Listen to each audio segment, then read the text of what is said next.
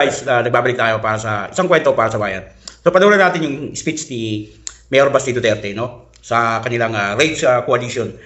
Na mag-self-destruct yung gago na yan kasi alam kong sasabog sa mukha niya yan because unang-una sa lahat, pag ikaw eksekutibo, you cannot point at someone else for the mistakes of your administration. Responsibilidad mo yan, ibig sabihin, either hindi ka nag-iisip o kulang ka sa pag-iisip o hindi mo talaga gusto yung trabaho mo. So, di ba? Napakaliwanag doon na sinabi ni Mayor Basti, no? Na ang ginagawa kasi ng gobyerno na to, sa bawat kapalpakan ng administrasyon niya, wala siyang ginawa kundi sisihin ng mga Duterte. Pakikita mo naman sa mga press con ni Auntie Claire.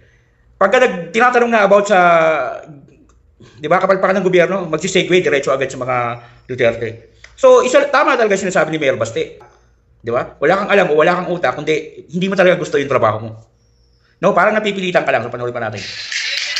O kita mo ngayon, nag-backfire sa kanya, and they attempted to, lagi nilang ililiko. Doon pinakita naman namin lahat.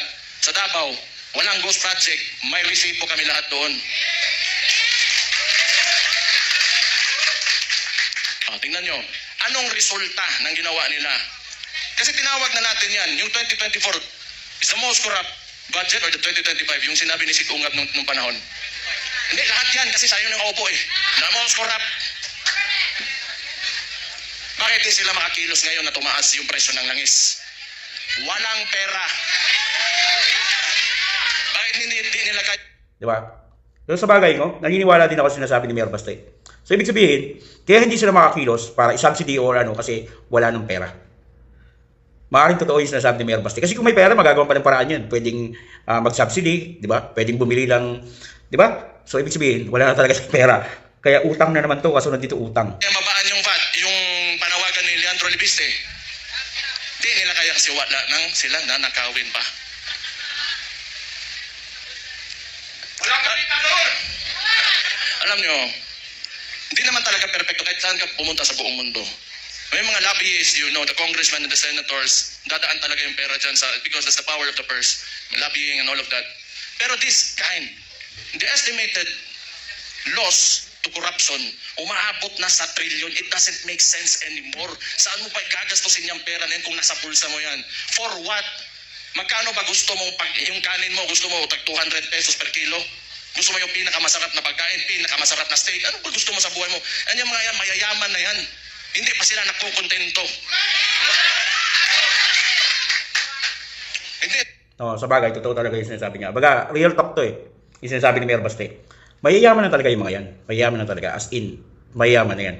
Na halos lahat ng membro ng gabinete ni BBM, mga mayayaman talaga yan. Even the congressman, yung mga nakapalibot sa kanya, yung mga sangkot sa flood control, mayayaman na yan. Pero bakit patuloy pa silang nagnanakaw? Alam niyo kung bakit? Kasi alam nila na mahina yung presidente. Weak ang presidente, kayang-kaya nilang utuin. Dahil kapag alam nila, kahit may nagawa sila, malulusutan nila kasi nga weak ang presidente. So, panoorin pa natin. Na lang maawa ba?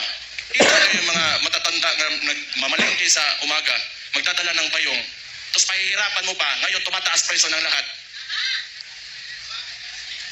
Hindi sa nakatingin sa pangkaraniwang Pilipino, ano ang buhay ng Pilipino. Ang tapos itong gago na to, patay na puguan eh. Gusto ko ba yan, pagkikita nila ako. Para ano naman, kaya nagpahinga lang ako. Balik na naman tayo, patay na naman sila sa atin.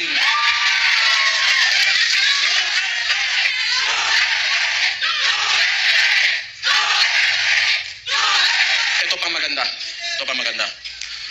Tayo, mga parallel groups, ilan? Pinatokabok? 600 parallel groups. Anong sinabi ng Vice Presidente? Siya ay tatakbong presidente, kumilos na tayong lahat.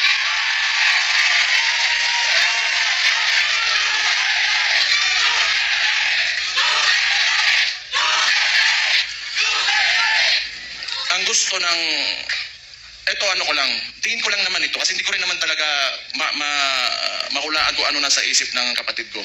Tayo, tama yung sinabi ni Rob Rances kanina, may galit tayo. Galit na, lahat tayo galit dito. Kaya nga tayo nagtipon-tipon kasi gusto natin na may pagbabago na nangyari. Kasi yung pagbabago na yon, kinuha ni Bongbong Marcos. Nandun na sana tayo. Balik lang tayo kung ano yung plataforma. Ito ha. Noong 2016, si former President, si Roddy Duterte, yung tatay ko, sa survey, 7%, 15, 18. Ano plataforma niya? Dalawa lang. Very simple. But it reflected the sentiments of the people. Yung masa. Drugs and corruption. Anong binalik ni BBM ngayon? Drugs and corruption.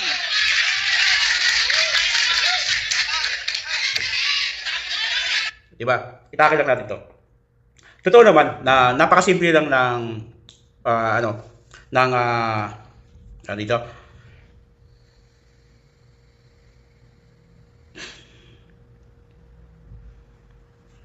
Propaganda.